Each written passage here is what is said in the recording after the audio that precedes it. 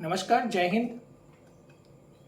Class 10 के बच्चों का हार्दिक अभिनंदन और स्वागत है। बिहार स्कूल एग्जामिनेशन बोर्ड के अंतर्गत हम लोग आज क्लास 10 में इंग्लिश बुक पनोरमा का chapter 2 me and the ecology beat के बारे में जानेंगे। आप लोग अपने बुक को सामने रखकर वीडियो ओपन करें और चैप्टर 2 निकालकर इस चैप्टर को पढ़ने का प्रयास करें और सीखें इसमें क्या इंपॉर्टेंट दिया गया है। जैसा कि हम लोग जानते हैं, मी एंड द इकोलॉजी बिट का मतलब हो गया मैं और पारिस्थितिक तंत्र। इसके पिछले वीडियो में हम लोगों ने द पीस फॉर लिविंग के बारे में चर्चा किया था। आज हम लोग देखते हैं मी एंड द इकोलॉजी बिट। पारिस्थितिक तंत्र का मतलब हो गया कि वो सारी घटक, वो सारी परिस्थिति के आसपास की वो सारी चीज़ें, चाहे वो लिविंग थिंग्स हो या नॉन लिविंग थिंग्स हो, सभी का आपस में कोऑपरेशन होता है, एक दूसरे से जुड़ा हुआ और जुड़ करके जो एक तंत्र बनाता है, इसे ही पारिस्थितिक तंत्र कहते हैं।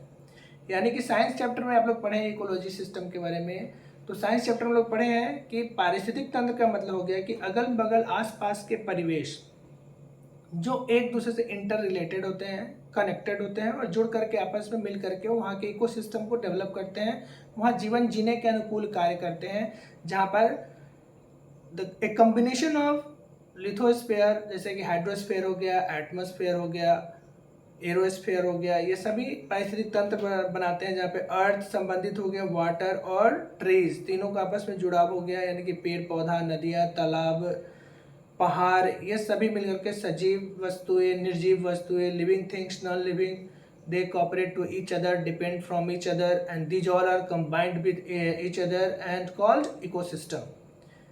तो इसके राइटर का नाम है जॉन लैक्शॉ। इन्होंने पारिस्थितिक तंत्र के विषय में वर्णन किया है, विश्लेषण किया है। क्लास 10वीं का इंग्लिश चैप्टर 2 विषय है इंग्लिश, जिसमें इन्होंने वर्णन किया। तो आइए हम लोग देखते हैं कि इस कहानी के माध्यम से वो क्या कहना चाहते हैं, क्या संदेश देते हैं, और हम लोग सीखते हैं इंग्लिश का यह मीनिंग और इसके मतलब को समझते हैं, इसके भावार्थ को समझते हैं। उम्मीद करते हैं आपको समझ में आ जाए, ऐसा प्रयास कर रहे हैं। तो आप लोग अपना चैप्टर निकालें और इसे पढ़ने का कोशिश करें और समझें।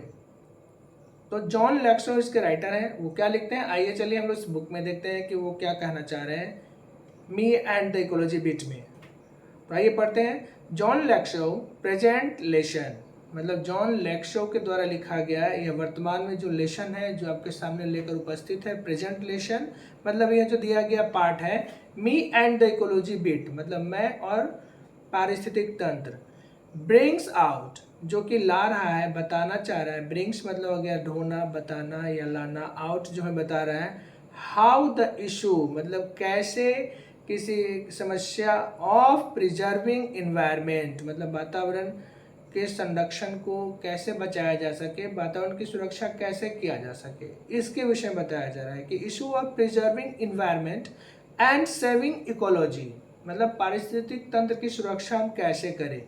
इज एवरीबॉडीज कंसर्न, इसके बारे में सभी लोगों को चिंताएं होती है। एवरीबॉडी मतलब प्रत्येक लोग, हर एक व्यक्ति, एवरीबॉडी, कंसर्न, कंसर्न का मतलब हो गया चिंता करना, सभी लोग चिंतित होते हैं पारिस्थितिक तंत्र के बारे में, लंबे लंबे स्लोगन बोलते हैं, अच्छा एडवर्टाइज करते हैं, पेड़ बचाओ, पेड़ लगाओ, पानी बचाओ, दो बूंद जिंदगी क्या, ये सभी स्लोगन हम लोग करते हैं, लेकिन रियलिटी में इसका इम्प्लीमेंट अपने लाइफ में नहीं करते हैं। केवल एडवर्टाइजमेंट करने से, सुरक्षा के लिए झाड़ू ले लिए, होर्डिंग पोस्टर लगा दिए, 2 जगह झाड़ू लगा दिए, फोटोग्राफी कर लिए, खींच लिए, तो this is not a real things, यह वास्तविक चीजें नहीं है। ऐसा नहीं है कि इन चीजों से पारिस्थितिक तंत्र की सुरक्षा होती है। यह तो एक प्रचार के माध्यम है। जब तक हमारे दिल से नहीं आएगा ना कि हमें पारिस्थितिक तंत्र के विषय में काम करना है, ऑनेस्टी के साथ काम करना है, और प्रत्येक नागरिक का यह दायित्व होता है कि हम अपने पर्यावरण को सुरक्षित रखें और सभी चीज़ों का सीमित उपयोग करें ताकि आने वाली पीढ़ी भी इससे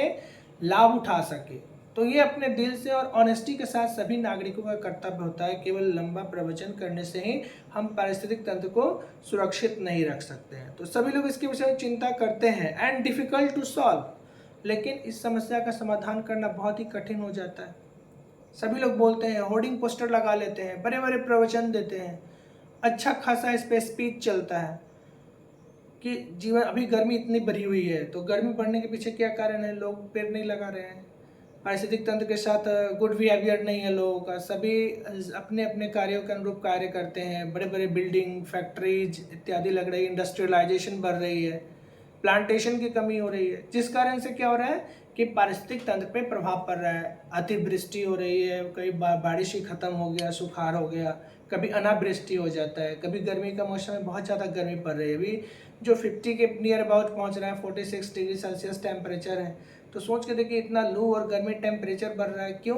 क्योंकि प्रकृति भी हम लोगों के साथ प्रतिकूल इसलिए हो रहा है कि हम लोग उसका दोहन कर रहे हैं, हम लोग प्रकृति के बारे में नहीं सोच रहे हैं, इसलिए प्रकृति भी प्रतिकूल परिस्थिति में जा रही है। तो यही इसी के बारे में जॉन लैक्शो बता रहे हैं कि सभी लोग इसके बारे में चिंता करते हैं बट डिफिकल्ट टू सॉल्व, लेकिन इस समस्या को सॉल्व करना बहुत ही डिफिकल्ट है, कठिन है। आइए आगे बढ़ते हैं।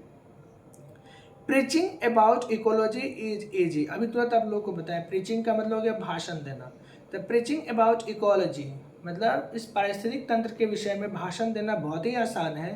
Is easy but it is difficult to abide. मतलब क्या कर रहा है कि पारिस्थितिक तंत्र के बारे में भाषण देना बहुत ही आसान है, लेकिन इसका पालन करना, इसमें क्या कर रहा है कि इसका पालन करना, but it is difficult to abide मतलब इसके बारे में पालन करना बहुत ही कठिन है। हम लोग लंबे लंबे प्रवचन दे सकते हैं, बोल सकते हैं, लेकिन ऑनेस्टी के साथ अपने हृदय में नहीं उतार सकते। सभी प्रत्येक नागरिक यदि हृदय में उतार ले, वो कूड़ा कचरा ना फैलाए, गंदगी ना फैलाए, यह नैतिक कर्तव्य है, लोगों का जिम्मेवारी बनती है।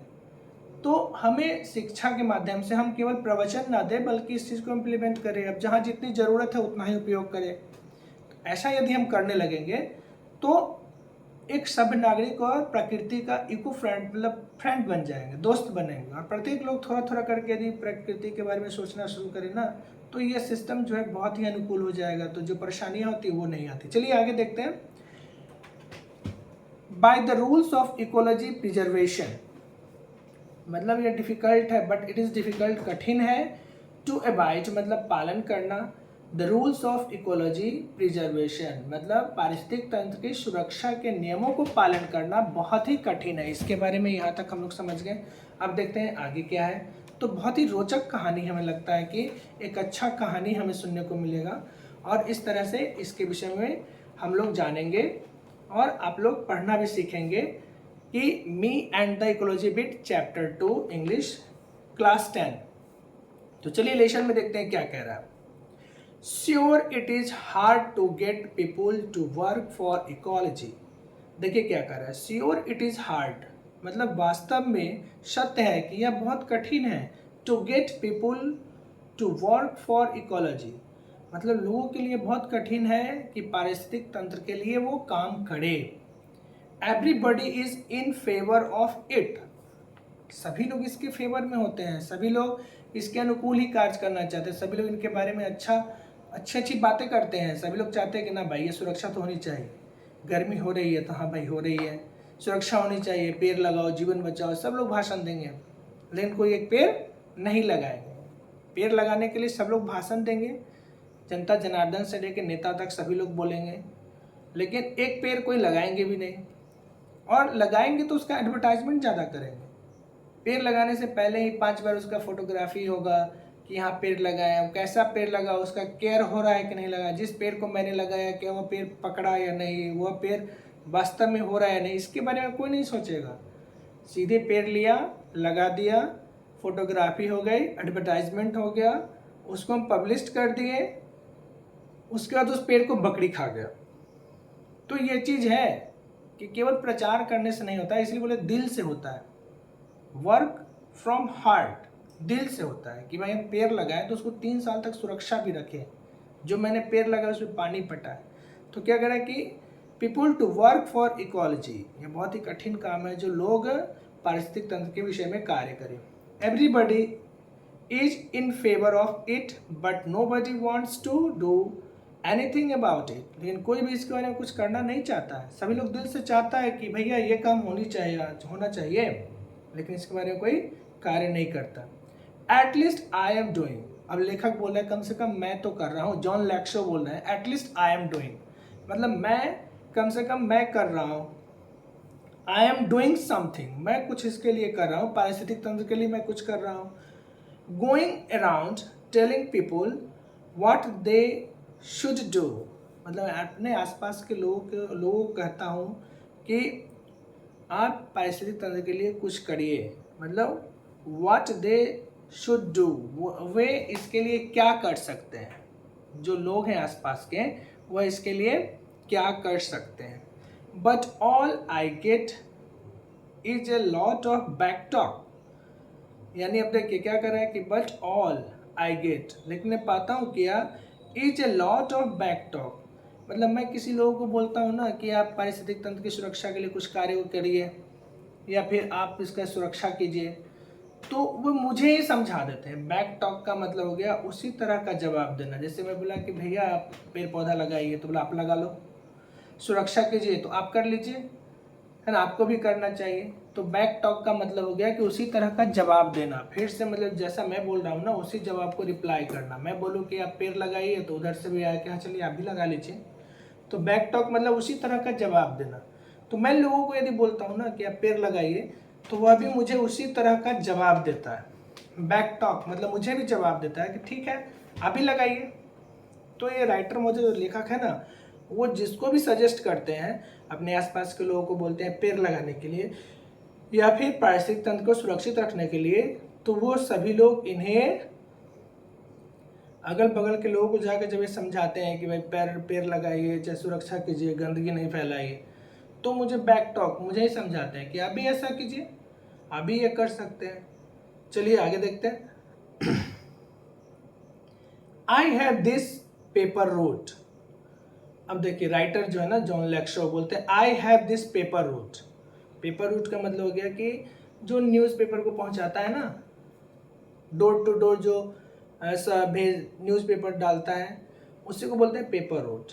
तो I have this paper route मतलब मैं पेपर पहुंचाने का काम करता हूँ, घर घर जाकर पेपर पहुंचाता हूँ, न्यूज़पेपर पहुंचाता हूँ, मतलब समाचार पत्र को सभी घर में मतलब डालता हूँ, जो अखबार देने वाला होता है। तो ये जो जॉन लैक्सो है ना, ये पेपर पहुंचाने वाले हैं, paper route. My father had one when he was a kid so he made me get one last year, जब मैं बच्चा ही था ना, बचपन से ही मेरे पिताजी भी मुझे इस काम के लिए दायित्व दे दिए कि तुम भी पेपर का या मतलब डोर टू डोर पहुंचाने का काम करो। मतलब जॉन लैक्सो जो है अपने पिताजी के साथ पेपर रूट में पेपर बांटने का काम करते हैं। तो जब बच्चे थे ना किड, ही made me get one last year, तो पिछले साल से मुझे भी इस काम के लिए वो इन्वॉल्व कर लिए, मतलब मैं भी पेपर पहुंचाने का कार्य करना शुरू कर दिया। Between it and my homework, अब ये जो पढ़ते भी हैं तो पेपर पहुंचाने और इनके होमवर्क गृह कार्य के बीच में कुछ व्यवधान आती है, जैसे कि ये पेपर वर्क भी करते हैं, पेपर पहुंचाने का काम करते हैं। तो between it and my homework I hardly have time to playing ball and stuff. अब देखिए इनको जो छुट्टी मिलता है ना, तो उसमें खेलने के लिए इनको टाइम नहीं मिल पाता है। तो ये क्या बोलते हैं, बिटवीन इट मतलब पेपर पहुंचाने के बीच में, एंड माई होमवर्क और मेरे गृह कार्य जो हम पढ़ते हैं तो पढ़ाई करने के साथ साथ जो गृह कार्य मिलती है, I hardly have time for playing ball and stuff, some day I get it only a few innings, मतलब मुझे बहुत कम समय मिलता है खेल के लिए। तो मैं क्या करता हूँ ना, सम डेज कुछ दिन, I get in only a few innings, मैं बीच बीच में थोड़ा सा इनिंग्स खेल लेता हूँ मैच का या खेल का, बीच में टाइम निकालता हूँ, जॉन लैक्सो बोलते हैं। और पेपर पहुँचाने के साथ साथ मैं जो काम करता हूँ इसमें फ्यू इनिंग्स मतलब कुछ इनिंग्स भी खेल लेता हूँ, बीच बीच में जाके खेल भी लेता हूँ। और बहुत कम टाइम मिलता है, होमवर्क भी बनाना पड़ता है, पेपर भी जाके डालना पड़ता है सबके यहाँ, इकोलॉजिकल बिट के बारे में बताना भी पड़ता है कि भाई सुरक्षा करो इसकी, और इसी बीच में थोड़ा सा समय निकाल कर हम खेल भी लेते हैं। आगे देखिए आगे क्या कह रहा है, but any how on Saturday when I collect I put in a good work for ecology, लेकिन बट एनी हाउ यानी कि किसी तरह से, एनी हाउ मतलब किसी तरह से, ऑन सैटरडे मतलब शनिवार के दिन, व्हेन आई कलेक्ट जिस दिन मैं पैसा जमा करता हूँ, रुपया जमा सबसे लेता हूँ, कलेक्शन करता हूँ, फील्ड में जाता हूँ सैटरडे यानी कि शनिवार के दिन, तो उस दिन मैं पैसा कलेक्ट करता हूँ, जमा करता हूँ, लोगों से पैसा लेता हूँ।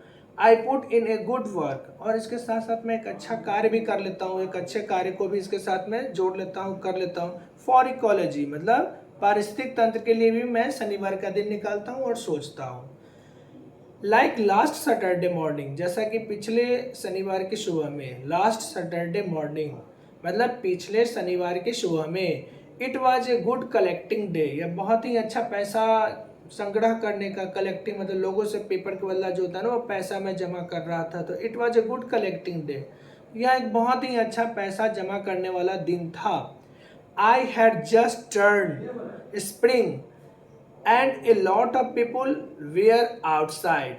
I had just turned मतलब मैं जैसे ही पिछला जो शनिवार का था ना उस दिन मैं लोगों के बीच में गया था, और वो जो दिन था ना वो बसंत ऋतु का मौसम आ गया था, बसंत का मौसम था, बहुत ही सुनहरा मौसम था। और इस मौसम के बीच में क्या हुआ कि सभी लोग जो थे, लॉट ऑफ पीपुल मतलब बहुत सारे जो लोग थे ना, वो वेयर आउटसाइड अपने घर से बाहर ही हमें मिल गए, मतलब उन्हें खोजने में मुझे परेशानी नहीं हुई, सभी लोग जो थे ना जितने भी, वो घर से बाहर ही हमें मिल गए। I went to mister Williams house, मैं मिस्टर विलियम के घर पर गया। I went to mister Williams house मतलब मैं सबसे पहले विलियम के घर पे पहुंचा, विलियम्स हाउस।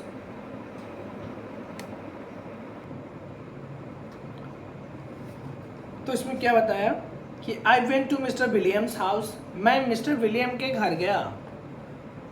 एज यूजुअल मतलब हमेशा की तरह, यूजुअल मतलब हमेशा, जैसा कि एज यूजुअल ही ट्राई टू प्रिटेंड, प्रिटेंड मतलब बहाना बनाना, ढोंग करना, तो क्या हो गया, he try to pretend he is not home, हमेशा की तरह वो बहाना बनाना चाह रहे थे मिस्टर विलियम, ऐसा व्यक्त करना चाह रहे थे कि वो घर में नहीं है, ही इज नॉट होम, वो अपने घर में नहीं है। बट आई सी हिम, लेकिन मैंने उन्हें देख लिया। Burning leaves in the backyard मतलब वो बहाना बनाना चाह रहे थे, वो चाह रहे थे कि ऐसा हो कि मैं ना हूँ घर में, ऐसा बहाना वो ढोंग करना चाह रहे थे कि मैं घर में नहीं हूँ। लेकिन मैंने उन्हें देख लिया कि वो अपने बगीचा में, बैकयार्ड मतलब हो गया बगीचा में, बर्निंग लीव्स मतलब पत्तियों को जला रहे थे, सारे पत्तियों को कलेक्ट करके और उसको जला रहे थे। कौन जला रहे थे? तो मिस्टर विलियम्स जला रहे थे। अब इसमें क्या कर रहा है कि सो ही स्टक, इसलिए वो जब मुझे देखा ना तो वो मतलब चकित रह गया, स्टक मतलब चकित होना। तो जैसे ही उन्होंने मुझे देखा, पहले तो उन्होंने बहाना बनाया, ऐसा बहाना बनाया कि जैसे कि मैं घर में हूँ ही नहीं, लेकिन मैंने उन्हें देख लिया कि अपने बगीचा में जो है पत्तियों को, सारा पत्ता जो है बगीचा का कलेक्ट करके उसको जला रहे थे।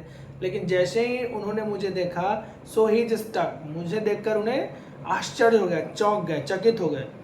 ही पेज मी, उन्होंने मुझे पैसे दिए, क्योंकि कलेक्टिंग का डे था ना, तो मैंने अपना पैसा लिया था। ही पेज मी, उन्होंने मुझे पेपर के पैसे दिए। एंड आई टेल हिम, और मैंने उनसे कहा, you shouldn't burn these leaves, आपको ये पत्तियों को ऐसे नहीं जलाना चाहिए। यू शुडंट, आपको नहीं जलाना चाहिए। बर्न मीन्स जलाना, बर्न मीन्स जलाना, दीज लीव्स मतलब इन पत्तियों को नहीं जलाना चाहिए। It is bad for air, यह वातावरण के लिए बहुत ही प्रभावित करेगा, गलत काम है, वातावरण को दूषित करेगा। एंड बैड इकोलॉजी मतलब it is bad for air, bad ecology पारिस्थितिक तंत्र के लिए और वातावरण के लिए, हवा के लिए बहुत ही गलत है, जो इसे प्रदूषित करेगा। You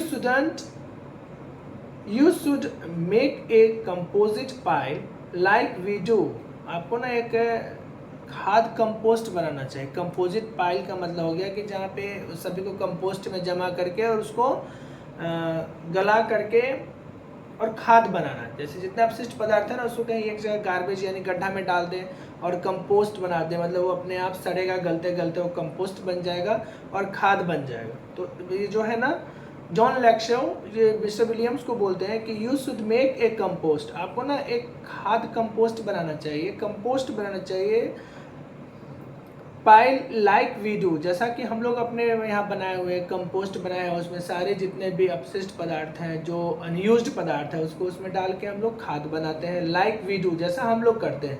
put in the leaves garbage and stuff, मतलब उसी गड्ढे में गार्बेज में सभी जितने आपके जो पत्तियाँ होती है ना, सबको आप वहाँ से बगीचा से कलेक्ट करके उसमें डाल दें, और उसमें डाल करके आप खाद कंपोस्ट बना ले, मतलब उसका कंपोस्ट बना ले।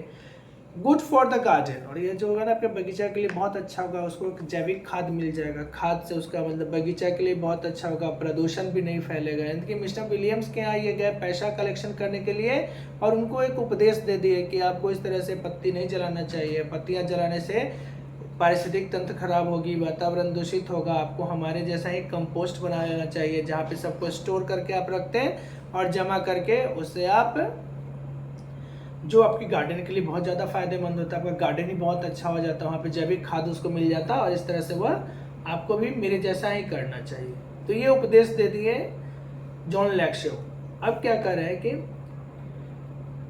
ही डजंट एग्री और hang this head in Shem, मेरी बातों से ना वो सहमत नहीं हुए, और शर्म से वो ना अपने हैंग मतलब झुकाना हो गया, अपने सिर, हेड, सिर को ना झुका लिए। ही डजंट एग्री, वो एग्री नहीं हुए, और hang his heads in same, और शर्म से अपने सिर को झुका लिए।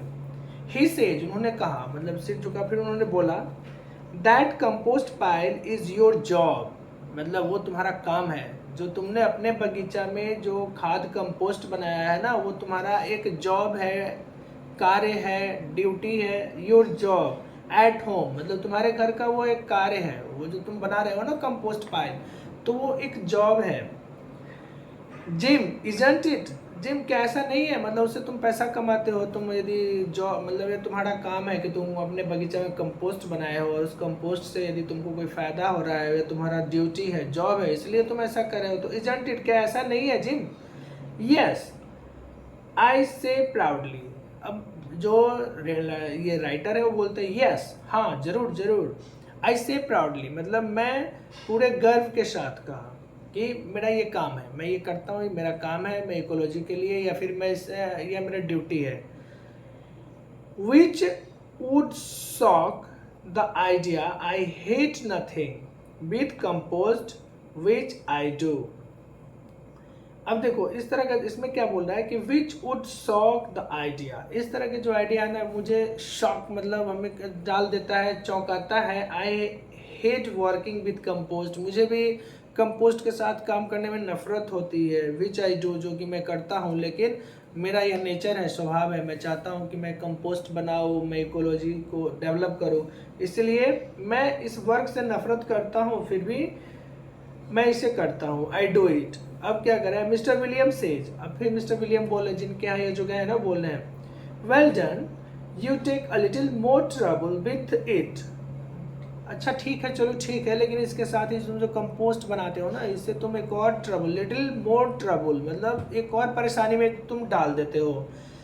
विथ इट, इससे मुझे एक और परेशानी होती है। Put enough dirt on top of each layer, मतलब जो तुम कंपोस्ट बनाते हो ना अपने बगीचा में, तो उसके ऊपर से ना कुछ डर्ट, मतलब उसके ऊपर से मिट्टी डाल दो, या उसके ऊपर एक लेयर बना दो, जिस लेयर बनाने से क्या होगा कि then we wouldn't have this noise pollution, मतलब ये जो तुम डालते हो ना, इससे हमें कोई पॉल्यूशन, प्रदूषण ना हो। यानी कि नॉइस पॉल्यूशन का हो गया कि वो कहना चाह रहे हैं मिस्टर विलियम कि तुम जो ऐसे ही कंपोस्ट बना रहे हो, उससे बहुत सारी गंदगी आती है, बदबू आती है, और तुम्हारे उस काम से हम लोग परेशान हो जाते हैं, उसकी महक को हमें सूंघना पड़ता है, बदबू होती है, तो देन वी वुडंट हैव, इस तरह से तुम उसके ऊपर ना उससे सारे जो कंपोस्ट बनाया हो उसके ऊपर से मिट्टी डाल दो, डर्ट मतलब कुछ ऊपर से स्प्रे कर दो, छीट दो, जिससे कि वो हमें डस्ट या पॉल्यूशन ना हो, इस तरह से वो गंदगी उसका स्प्रेड ना हो, दुर्गंध बाहर ना निकले। तो ये बोलते हैं नॉइज पॉल्यूशन। तो नॉइज पॉल्यूशन का मतलब हो गया ध्वनि प्रदूषण, यानी कि वो बोलना चाह रहे थे कि इससे स्मेल जो होता है एयर पॉल्यूशन ना हो, लेकिन वो मिस्टर विलियम्स बोलते हैं नॉइज पॉल्यूशन। हु आई से यू मीन नॉइज पॉल्यूशन, मतलब हाँ, आपका कहने का मतलब कि कहने का मतलब यू मीन, मतलब आपका कहने का मतलब नॉइज पॉल्यूशन मतलब ध्वनि प्रदूषण। कंपोस्ट बनाने से कोई ध्वनि प्रदूषण थोड़ी ना होता है। No he says I mean your compost smells up the whole street. नहीं, मेरे कहने का यह मतलब नहीं है, तुम्हारा जो कंपोस्ट है ना, जो तुम ये गंदगी जो अपने गार्डन में रखते हो, इससे पूरे कॉलोनी को प्रदूषण मिलता है, वो गंदगी दुर्गंध मिलता है। यानी जो जॉन लैक्सो किसी को समझाने जा रहे हैं तो वो बैक टॉक कर रहा है, उन्हीं को बता रहा है, पीछे से उनको ही मतलब सजेशन करने वाले लोग कर रहे हैं कि तुम जो ऐसा कर रहे हो मुझे उपदेश दे रहे हो, लेकिन तुम्हारे द्वारा जो किया गया यह पॉल्यूशन है, एयर पॉल्यूशन है, उससे तो सभी लोग प्रभावित होते हैं और पूरे कॉलोनी में इसका प्रभाव पड़ता है।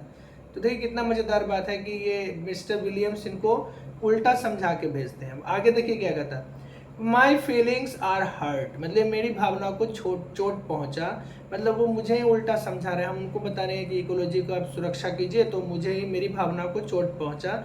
But that doesn't stop me for trying again, लेकिन यह मुझे आगे फिर ट्राई करने में, आगे फिर कोशिश करने के लिए मुझे रोक नहीं सकता है। मिस्टर विलियम्स की बात से मुझे कष्ट हुआ, दुख हुआ कि उन्होंने मुझे ही समझा दिया, लेकिन ये सारी बातें जो है ना वो मुझे आगे इकोसिस्टम को सेव करने के लिए और इकोलॉजी के लिए मुझे आगे फिर ट्राई करने के लिए लोगों को समझाने से रोक नहीं सकता है, इससे मैं रुक नहीं सकता हूँ। But that doesn't stop me, मतलब ये मुझे रोक नहीं सकता है फ्रॉम ट्राइंग अगेन, मतलब फिर से मैं इसके लिए प्रयास करूँगा और लोगों को मैं फिर बताऊँगा, आगे के लोगों को भी मैं इसके बारे में चर्चा करूँगा। I go to collect from mister Green, अब ये कहाँ पहुँचे कि I go to collect from mister Green. अब यह मिस्टर विलियम्स के बाद जो जॉन लैक्सो हैं दूसरे के यहाँ पहुँचते हैं तो उनके यहाँ जाते हैं, तो उनका है कि आई गो टू कलेक्ट, मतलब मैं पैसा लेने के लिए कहाँ पहुँचा, from miss green, sorry mister नहीं मिस ग्रीन, मतलब श्रीमती ग्रीन के घर पहुँचा है ना, मिस ग्रीन के यहाँ पहुँचा पैसा लेने के लिए, कलेक्ट मनी, कलेक्ट मतलब संग्रह, पेपर का जो पैसा है ना वो पैसा लेने के लिए मिस ग्रीन के यहाँ पहुँचा। I have to call her Miss Green, मुझे उन्हें मिस ग्रीन कह के पुकारना पड़ता है।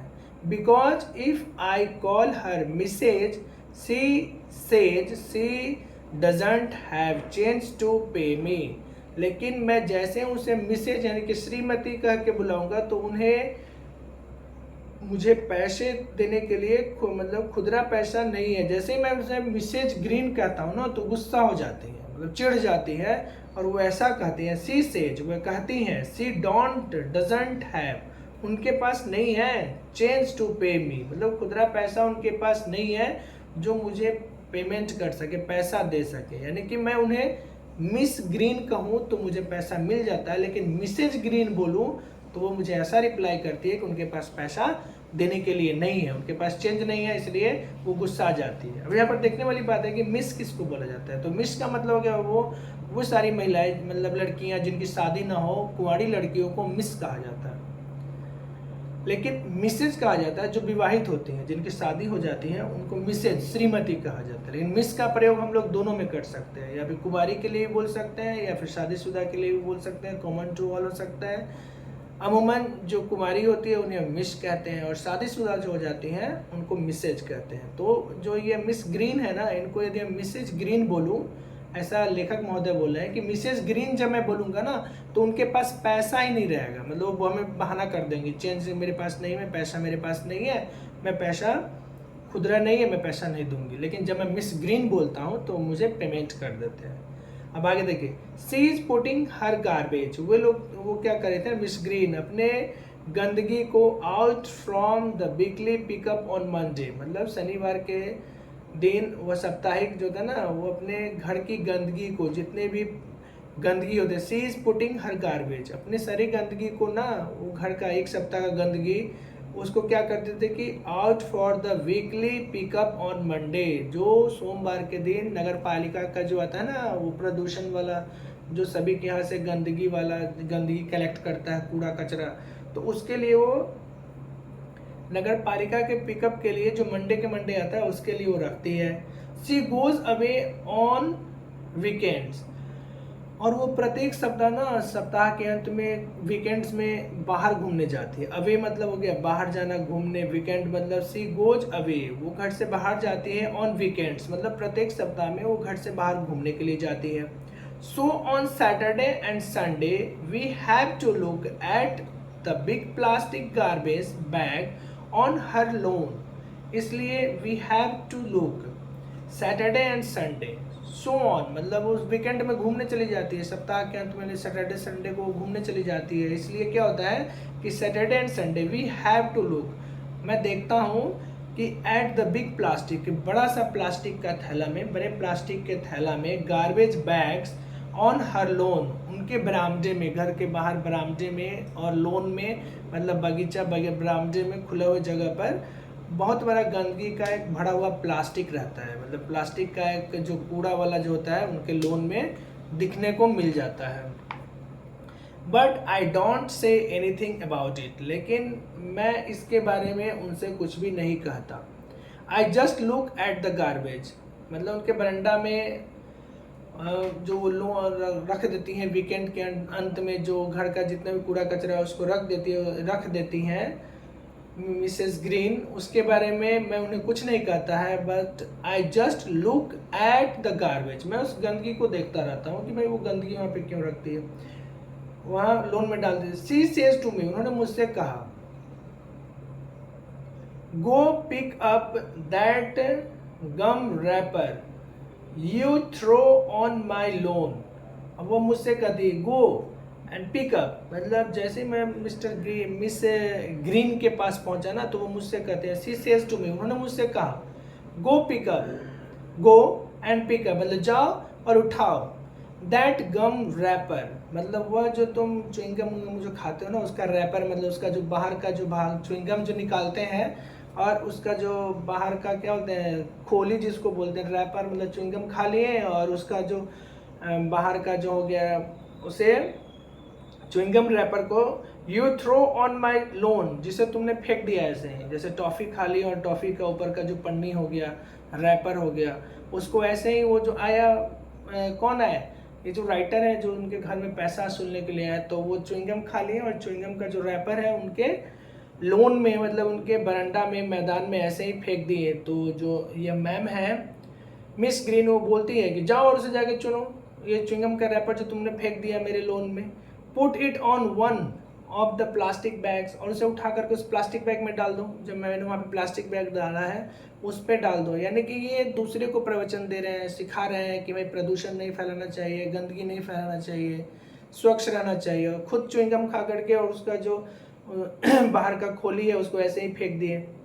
तो इनको फिर दूसरा जो इन्होंने बताया कि जो मुझे ही बार बार बैक टॉक होता है, तो इनको बैक टॉक हो रहा है कि भाई तुम तो इतना लंबा चौड़ा उपदेश दे रहे हो, लेकिन तुमने जो खा करके जो फेंका है रैपर, गम का च्युइंगम का रैपर जो फेंका है उसे उठा के लाओ और उसे ला करके इस पॉलीथीन में डाल दो। Put it in on one of the plastic bags, didn't anybody teach you not to litter teach you not to litter, क्या तुम्हें किसी ने इसके बारे में नहीं सिखाया, इस चीज़ के बारे में कि हाँ जो हम गंदगी कर रहे हैं और ये कूड़ा कचरा जहाँ तहाँ फेंक रहे हैं, इसके बारे में तुम्हें आज तक कोई नहीं सिखाया। डिडंट एनीबडी, किसी ने भी नहीं, टीच यू कोई नहीं सिखाया तुमको कि ऐसा नहीं करना चाहिए। I hold my temper and pick up my gum wrapper and put it in a bag, मतलब मैंने अपने गुस्सा को कंट्रोल किया, वो मुझे, मैं उनको बताने जा रही थी, मुझे ही उपदेश देती बहुत सारा, तो आई होल्ड माई टेम्पर, मैंने अपने टेम्पर को, गुस्सा को कंट्रोल किया, रोका, एंड पिकअप और उठाने गया, माई गम रैपर जो मैंने गम खाकर जो उसका रैपर फेंका था ना उसको उठाया, and put it in a bag, और उसे मैंने बैग में डाल दिया। देन शी सेज, तब उन्होंने मुझसे कहा, and there is a law in this town about keeping dogs on a leash, so why is yours always all over the place and there is a law in this town, क्या यहाँ पर कोई नियम कानून और नहीं है, मतलब there is a law in this town, एक लॉ मतलब कानून बना हुआ है, in this town इस शहर में एक कानून है, about keeping dogs जो कुत्ते को रखता है ना, जो कुत्ता पालता है, ऑन ए लीच मतलब लीच मतलब हो गया पट्टी, मतलब कुत्ता को जो बांधने वाला पट्टा होता है ना, तो वो बोल रही है सी से जो मुझसे बोली कि and there is a law, एक कानून बना हुआ है। कौन सा कानून? इन दिस टाउन, इस शहर में एक ऐसा कानून बना हुआ है कि अबाउट कीपिंग, जो कुत्ता पालता है डॉग्स ऑन ए लीच, उसके गले में पट्टी बांध कर रखता है, उसको बांध के रखता है। So why is yours always all over the place, तो तुम्हारा जो कुत्ता है, अब देखिए फिर मिस्टर ग्रीन जो है ना वो बोलते तुम्हारा जो कुत्ता है वो ऐसे ही जहाँ तहाँ क्यों घूमते रहता है। इस शहर में एक नियम बना हुआ है, जो कोई भी कुत्ता पाल रहा है वह उसके गले में पट्टा लगा के रखे, तो तुम्हारा कुत्ता इधर उधर क्यों घूमते रहता है भाई। That dog digs up my garden and message up my yard, तुम्हारा जो कुत्ता है ना दैट डॉग्स, वह कुत्ता जो तुम पाल रखे हो, अब ये किसको बोल रही है? राइटर को बोल रही है, मतलब ये जॉन लेक्सो को उपदेश दे रही है, मतलब इनको बैक टॉक मिल रहा है, जिसको ये समझाने जाते हैं ना वहाँ इन्हीं को उपदेश देता है, इन्हीं को समझाता है, और इनके कार्यों से प्रतीत होता है कि ये प्रवचन देते हैं। जैसा कि मैं पहले ही बोला है कि उपदेश तो बहुत देते हैं लेकिन उसका इम्प्लीमेंटेशन नहीं करते हैं, अपने पर उसको लागू नहीं करते हैं। तो ये इनको बैक टॉक बहुत सुनने को मिलता है कि उनका जो कुत्ता है वो कानून बना हुआ उस शहर में कि उसको गले में पट्टा लगा के और रखो, लेकिन तुम तो ऐसा रखते नहीं हो, मिस ग्रीन बोलती हैं। और तुम्हारा जो कुत्ता है वो इधर उधर भटकते रहता है, दौड़ते रहता है, डिग्स अप माई गार्डन, मेरे बगीचे में आ जाता है और उसको खुरद देता है। खुरदना, डिग्स अप मतलब उसको नोच खुरद उरद के, मतलब कुत्ता जो उसको खड़ोचता है उसको पूरा मेरा गार्डन खराब कर देता है। And messes up my yard, और मेरे गार्डन को ना, मेरे बगीचा को नष्ट कर देता है, अस्त व्यस्त और नष्ट कर देता है। And last weekend mister Williams so it tear open one of my garbage bags, और लास्ट वीकेंड जो था ना, सप्ताह के अंत में मिस्टर विलियम ने देखा था कि इसने, जो मैं अपने कूड़ा कचरा का जो बाहर रखता हूँ पॉलीथीन, उस पॉलीथीन का कचरा बैग जो था ना उसको ये फाड़ दिया था। टीयर मीन्स फाड़ना होता है। तो जो तुम्हारा कुत्ता है ना मेरे गार्डन में आता है और मैं जो ये कूड़ा कचरा का जो रखा हुआ उसको वो क्या करता है, फाड़ देता है। तो तुम इतना बड़ा बड़ा प्रवचन दे रहे हो, उपदेश दे रहे हो, तो तुम इसको अपने आप पे इम्प्लीमेंट क्यों नहीं करते हो। तो ये बात उसको बता रही है, मतलब यह इनको बैक टॉक मिल रहा है कि जिसको भी ये समझाने जाते हैं तो उल्टा मामला इन पे फंस जाता है कि इनके साथ भी समस्याएं होती हैं। अब आगे देखिए, बड़ा मजेदार कहानी आगे क्या बोला है। Well I say but I cannot think of anything to go with it, then I she is piling newspaper next to her garbage bag. Well ठीक है, मैंने कहा अच्छा चलो ठीक है, मैं ऐसा इस पर मैं काम करूँगा।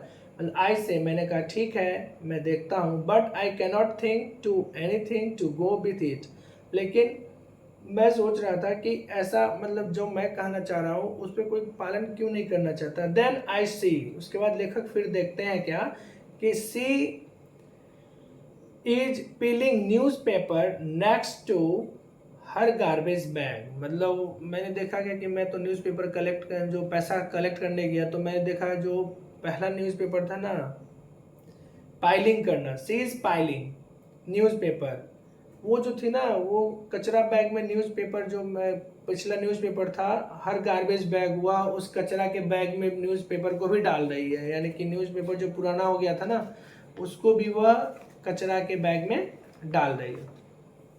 लिसन मिस्टर ग्रीन, अब ये बोल रहे हैं कि सुनिए Miss Green, listen Mrs Green, I say, मैंने कहा मिसेस ग्रीन सुनिए, save those paper for the school pickup, इन सारे पेपर बैग को आप स्कूल का जो गाड़ी आता है ना पिकअप, उसके लिए आप इसको रखिए, सेव करके सुरक्षित रखिए। And they can be made into new paper, मतलब जो स्कूल पेपर लेने के लिए आएगा ना, स्कूल का जो आता है गाड़ी, तो वो क्या करता है, save those papers for the school pickup, school का जो पिकअप आता है उसके लिए आप न्यूज़पेपर को सुरक्षित रखें, सेफ रखें। And they can be made into new paper, और इससे फिर रिसाइकलिंग करके नया पेपर बन जाएगा। पेपर को आप डस्ट में न डालें, कूड़ा कचरा में न डालें, जो आप गार्बेज बैग है उसी में पेपर को डाल रही हैं, ये तो गलत बात है। आप इसको अलग रखिए, और इसे कौन ले जाएगा, तो इसे ले जाएगा स्कूल का जो आता है पिकअप, वो ले जाएगा और इसको फिर से रिसाइकलिंग करके यूज में आ जाएगा, इस्तेमाल में आ जाएगा। They can be made into new paper, और इसको बदल के नया पेपर बन जाएगा। सेव एल्युमिनियम कैंस टू, और ये जो पुराना पेपर है ना इसको फिर से रिसाइकलिंग करके नया पेपर बन जाएगा। इससे एल्युमिनियम का जो कैंस होता है जिसमें हम लोग जब पानी में पीते हैं, जो ग्लास है या जो प्लेट होता है उस तरह का ये भी इससे बन जाता है। तो आप इसको क्यों डाल रही हैं कूड़ा कचरा वाला में? ये भी बोलने से बाज नहीं आते हैं, ये भी लगातार उपदेश देते हैं और खुद की कमी भी इनमें आ जाती है। तो ये भी कुछ ना कुछ जहाँ जाते हैं कुछ बोलते रहते हैं। अब यहाँ पर फिर एक नया विचार डाल दिए कि भाई आप जो ये पेपर है इसको आप उसी कचरा वाला थैला में डाल देती हैं। क्यों डालती हैं? इसको आप अलग स्टोर करके रखिए, और ये जितने भी हैं इसको स्कूल का जो गाड़ी आएगा पिकअप आएगा उसमें आप दे दीजिए। अब उससे क्या होगा कि इसको फिर से रिसाइकलिंग करवाएगा, रिसाइकलिंग करके इससे पुनः पेपर बन जाएगा और ये इस्तेमाल में आ जाएगा। आप गार्बेज में डाल देंगे तो वो ख़राब हो जाएगा। तो इन सारे चीज़ों को आप मत फेंकिए उसमें। तो ऐसा उपदेश फिर दे दिए कौन? तो ये उपदेश दे दिए जॉन लैक्शो। किसको? मिस ग्रीन को। और इससे एल्युमिनियम का केन भी बनता है। एल्युमिनियम का जो जितने प्लास्टिक या एल्युमिनियम का जो बनता है खाने वाला केन हो गया, यानी कि वो सामान रखने वाला जो हो गया एल्युमिनियम केन, इससे भी न्यूज़पेपर से बन जाता है। तो आगे क्या है सो देखिए, like the last school pickup she ask, when you said you shouldn't come and pick them up, but you never show up. It is easier to throw them away a few at a time than have a big mess like that. अब बोला है कि like the last school pickup, मतलब पिछली बार school का pickup आया था ना, तो when you said you had come to pick them, मतलब तुम जाके बोल दो भाई कि ये जितना भी पिकअप में लास्ट बार जब आया था उसे लेने के लिए, तो वह रखते आता नहीं, आया नहीं। तो ये न्यूज़पेपर रखते रखते बहुत बड़ा मतलब जगह घेरता है, बहुत ज़्यादा जगह घेरता है, और तो उसे स्टोर करना बहुत ज़्यादा डिफ़िकल्ट होता है और एक जगह जमा करना, क्योंकि लास्ट टाइम में वो पिकअप आया नहीं था। It is easier to throw, इसलिए आसान है कि मैं इसे फेंक दूँ। them away a few at a time then have a big mess like that, मतलब थोड़ा थोड़ा करके यदि मैं इसे फेंक दूँ ना तो मेरे लिए ज़्यादा बर्डन नहीं होगा, टेंशन नहीं होगा। I get right of trying to get Miss Ginny to do something about ecology। मैंने उन्हें यह प्रयास किया कि थोड़ा सा इकोलॉजी पारिस्थितिक तंत्र के बारे में कुछ अच्छा काम, समथिंग अबाउट मतलब कुछ ऐसा काम करे जिससे पारिस्थितिक तंत्र की सुरक्षा हो। I go to mister Jones house, इसके बाद मैंने कोशिश किया कि इनको समझा करके, और नेक्स्ट हम चले गए मिस्टर जॉन्स हाउस, मतलब अब मैं मिस्टर जॉन्स के घर गया। He makes a run for his car, और वो अपने गाड़ी में कार में, but he makes a run, मतलब वो अपने गाड़ी से कहीं जाना चाह रहे थे, अपने कार से कहीं जाना चाह रहे थे। But I can run faster than he can, लेकिन उनके गाड़ी में चढ़ के जाने से पहले ही मैं तेज़ी से गया और उनके पास पहुंचा। मतलब ये तीसरा घर पहुंचे मिस्टर जॉन्स के घर, और वो जो थे ना अपने कार में बैठ के कहीं जाना चाह रहे थे। रन फॉर हिज कार, वो अपने गाड़ी से चलने ही वाले थे, ड्राइव मतलब लेके जाने ही वाले थे। बट लेकिन आई कैन रन, लेकिन मैं उनसे पहले बहुत जल्दी पहुंच गया। फास्टर देन ही कैन, मतलब वो जैसे स्टार्ट करने वाले थे कार को उससे पहले मैं उनके पास पहुंच गया। Just trying to get to the post office before it close, she says huffing and puffing, मतलब वो जो था ना, मतलब इनवाइट करके ये क्या हो गया ना कि ही जस्ट ट्राइंग टू गेट, वो चाह रहे थे कि the post office before the close, वह पोस्ट ऑफिस जाना चाह रहे थे उसके बंद होने से पहले, पोस्ट ऑफिस के बंद होने से पहले वो जल्दी से पोस्ट ऑफिस पहुंचना चाह रहे थे। ही सेज, उन्होंने कहा, मतलब कौन? मिस्टर जॉन्स जो कार्ड निकाले थे सो। हफिंग एंड पफिंग, मतलब जल्दी से वहाँ पहुँचना चाह रहे थे। You got time, I says, मैंने उनसे कहा अभी तो बहुत टाइम है आपके पास। You even got time to walk, आपके पास पर्याप्त समय है तो आप वॉक मतलब पैदल चल के भी जा सकते हैं। इट इज़ ओनली 2 blocks, या दो ब्लॉक के बाद ही है, तो वहाँ तक जाने के लिए आपको कोई ज़रूरी नहीं कि आप कार ही निकाले। You shouldn't take your car when you don't need to, आपको अपनी कार के प्रयोग नहीं करना चाहिए जब इसकी आवश्यकता ना हो, मतलब ज़्यादा ज़रूरत ना हो तो कार का इस्तेमाल ना करें। अब फिर इकोलॉजी को सुरक्षित करना चाह रहे हैं कि भाई आपको कार की आवश्यकता नहीं है, आप कार से जाने की कोई ज़रूरत नहीं है, ये तो 2 ब्लॉक के बाद ही पोस्ट ऑफिस, वहाँ तो वॉकिंग डिस्टेंस है, आप पैदल भी जा सकते हैं। यू गॉट टाइम, आपके पास टाइम है। आई सेज, मैंने कहा। And you even got time to walk, मतलब पैदल चल के भी आप अपने पोस्ट ऑफिस तक पहुंच जाएंगे। इट इज़ ओनली 2 ब्लॉक्स, या 2 ब्लॉक के बगल में ही तो है। You shouldn't take your car, आपको अपना कार नहीं लेना चाहिए। When you don't need to, जब आपको इसकी आवश्यकता ना हो तो कार का इस्तेमाल नहीं करना चाहिए। The walk would be good exercise, जब आप पैदल जाएंगे तो एक अच्छा सा एक्सरसाइज भी हो जाएगा, मतलब ये आपके लिए एक व्यायाम हो जाएगा। एंड सेव ऑन गैस, और आपके कार के पेट्रोलियम को भी सुरक्षित करेगा, और इस तरह से आपको वातावरण का प्रभाव भी नहीं पड़ेगा, और इस तरह से पेट्रोलियम की सुरक्षा भी होगी। एंड नॉट पॉल्यूट, और वातावरण भी प्रदूषित नहीं होगा। दैट्स इकोलॉजी, और यह पारिस्थितिक तंत्र के लिए अच्छा चीज होगा, मतलब पर्यावरण को सुरक्षित रखने में मदद करेगा। ऐसा ये मिस्टर विलियम्स को जाके बोल दिए। मतलब तीसरा जो हो गया मिस्टर जॉन्स हो गया, उनको भी जाके ये समझाना शुरू किया, जो अपने कार को निकाल करके और पोस्ट ऑफिस जा रहे थे। जल्दी से जॉन लैक्सो उनके पास पहुंचे और उनको उपदेश देना शुरू किया कि आपको कार का इस्तेमाल नहीं करना चाहिए जब इसकी आवश्यकता ना हो, और 2 ब्लॉक के बाद ही तो पोस्ट ऑफिस है ही, तो वहां तक जाने के लिए आपको कार की क्या जरूरत है, अब तो पैदल भी जा सकते हैं।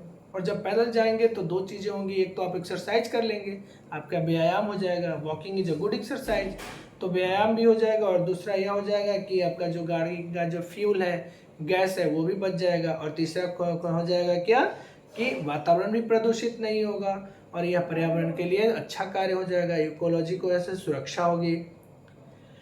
This your this your are, I say, we had a lot about trees and ecology in school. They make the year better and stuff like that. They sure are. क्या तुम मुझे दिख रहा है? ऐसे मैंने कहा, अब उन्होंने कहा कि we had a lot about trees.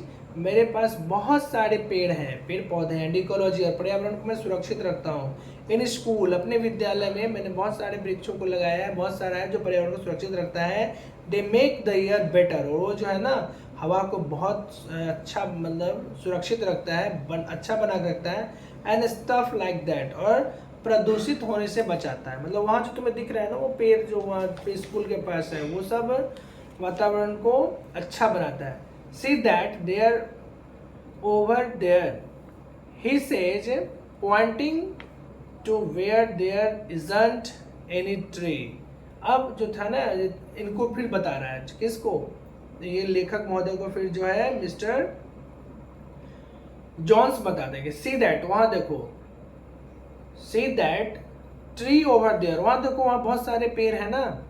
He says, उन्होंने कहा, पॉइंटिंग टू, मतलब वहां पे पॉइंट करके इशारा करके बोले कि वो देखो जो है ना मिस्टर जॉन लैक्सो, वहां देखो कि वहां पे क्या है, pointing to where there isn't any tree, वहाँ पे कोई एक पेड़ पौधा था नहीं, जहाँ पे पॉइंट करके बताया कि वो देखो वहाँ पे पॉइंट है ना, वहाँ बहुत सारा जो पेड़ है वो हमको दिखाया था। I don't see any tree, I tell him, मैंने कहा मैंने तो मुझे कोई पेड़ नहीं दिख रहा है वहाँ पे। वो इशारा करके बोले कि वो देखो वहाँ बहुत सारा पेड़ है ना, पॉइंट करके बताया कि वो देखो रास्ता उधर जो है बहुत सारा पेड़ है।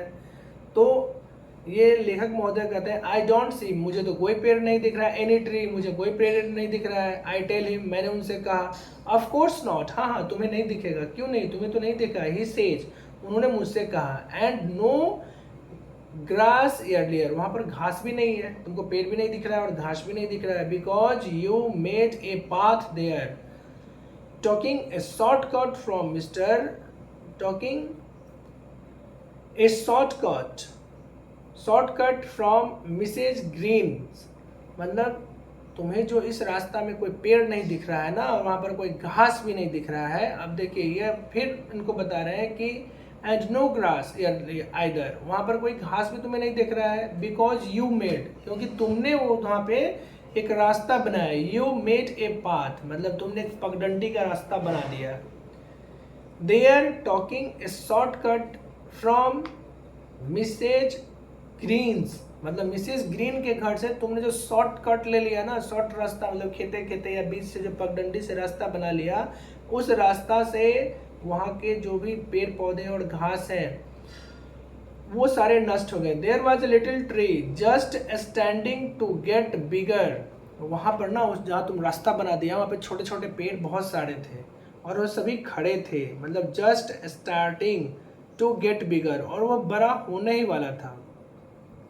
There was a little tree, वहाँ पे छोटे छोटे पौधे थे, and just starting to get bigger, और बड़ा होना चाह रहे थे, there until you killed it by trying to jump over it every day, remember, क्या तुम्हें याद है कि तुम जो पगडंडी बना दिया, उधर से तुम रास्ता से जो तुम आता है शॉर्टकट बना करके मिसेज ग्रीन के यहाँ से जो तुम आते हो ना, तो वो रास्ता में बहुत सारे छोटे छोटे पेड़ थे, घास थे, लेकिन उस सबको तुमने नष्ट कर दिया, सबको तुमने बर्बाद कर दिया। क्या तुम्हें याद हो रहा है? रिमेंबर मतलब क्या तुम्हें समझ में आ रहा है? ओह आई से, अच्छा तो मैंने कहा। And talking about not driving when you can walk, मुझसे इतने बड़े बड़े उपदेश दे रहे हो कि तुम्हें ड्राइविंग नहीं करनी चाहिए, और तुम अब देखिए इसमें एंड टॉकिंग अबाउट, और मुझसे कर इसके बारे में बोल रहे हो, नॉट ड्राइव, और नहीं चलाने के लिए, व्हेन यू कैन वॉक, मतलब आप पैदल जब जा सकते हैं तो गाड़ी चलाने की आवश्यकता नहीं है। When you drive motor bike round and round your backyard all summer, मतलब तुम हर एक गर्मी में अपने बगीचे में एक गोल गोल मोटरसाइकिल जो घुमाते हो वो सही है, बिना मतलब का। You drive your motor bike, तुम अपने मोटर बाइक का जो ड्राइविंग करते हो, राउंड एंड राउंड मतलब गोल और गोल जो तुम घुमाते हो मोटर बाइक, योर बैकयार्ड अपने बगीचा में, ऑल समर गर्मी के दिनों में अपने बगीचा में जो मोटरसाइकिल चलाते हो वह सही है, और मैं कार ना चलाऊं। And your snowmobile all winter, isn't that washing paper and making noise pollution too, और तुम जो है गर्मी उत्पन्न करने वाला जो जितने भी है यह स्नो मोबाइल यानी कि सबका जो उपयोग करते हो, और इतना ज़्यादा आवाज़ मतलब isn't washing paper and making noise pollution too, और ये जो ध्वनि प्रदूषण कराते हो इतना ज़्यादा, तो यह सही है। बट इजंट फन आई से, लेकिन इसमें तो मज़ा आता है, मैंने कहा। Well I enjoy taking the car to the post office, he says, but now you have made me too late. He goes in the house looking very mad.